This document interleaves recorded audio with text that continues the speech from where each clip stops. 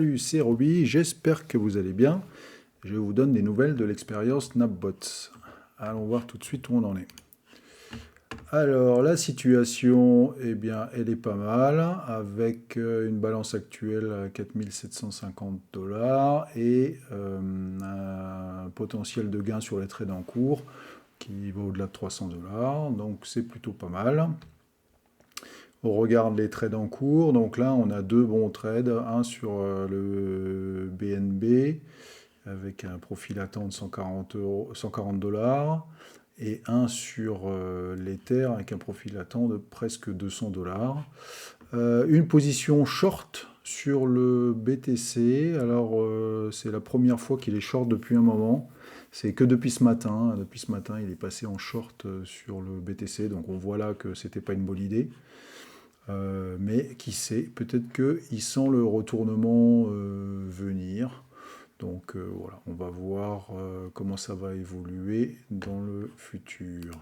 Si on regarde dans le détail les dernières évolutions, on voit que la semaine dernière, c'était plutôt moyen, hein, un petit coup de plus, un petit coup de moins. J'avoue que je suis un peu étonné, hein, parce que bon, bah, je pense qu'il y avait juste rien à faire, il y avait qu'à laisser rouler.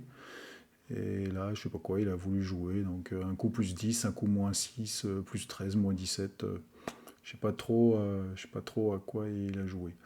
Néanmoins, depuis la dernière vidéo, on a progressé, hein. Si on regarde, si on regarde les courbes, donc là j'ai fait la mise à jour ce matin.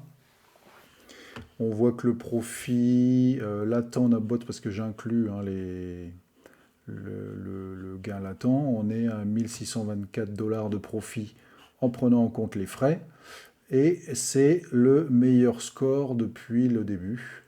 On voit que les profits Nabbot, donc la courbe bleue, s'est écarté de la courbe qui représente le profit hold, hein, si j'avais acheté du Bitcoin à chaque fois que j'ai mis du capital dans cette expérience.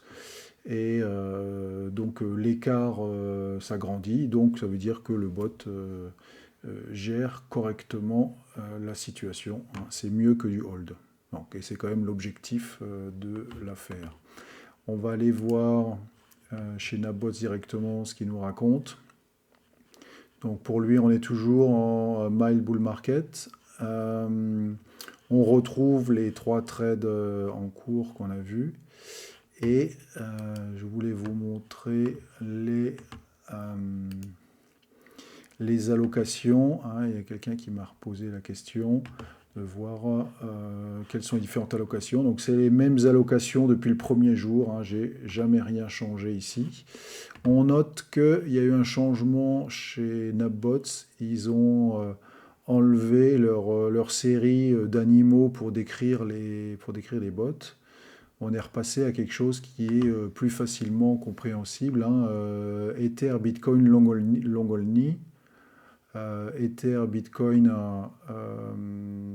long et short.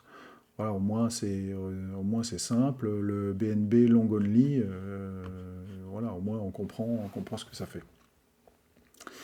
Et voilà, et donc je suis toujours au levier 1.5. Voilà pour l'interface Nabbot. Et donc on revient au début.